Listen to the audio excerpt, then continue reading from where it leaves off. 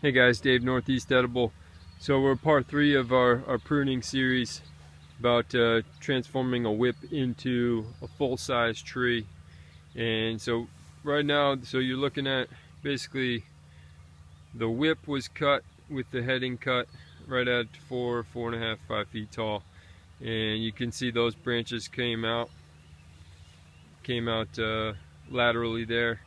And that tree is starting to look a lot more like a full-size tree.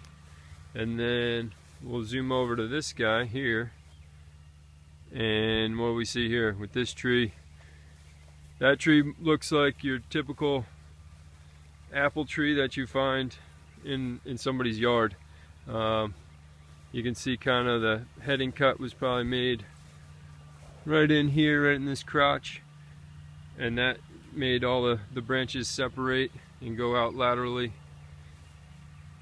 and you're left with a tree that looks pretty much like a nice landscape tree, except it produces some beautiful fruit.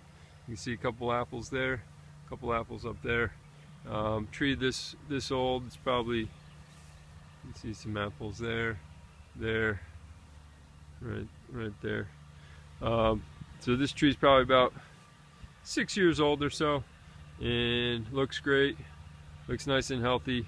Give it another couple more years and it'll be producing a ton of fruit. So you can see the transformation between that right there and then this guy right here, where it's a couple years, it's a couple pruning cuts, and it really trains that tree to start looking exactly what you're looking for. So you can see what pruning really can do to your tree and why it's so important to make the right cuts at the right time and get that tree looking great, because you want a tree like this in your front yard or in your backyard if you're in a suburban neighborhood and you don't want your neighbors complaining about that ugly looking tree that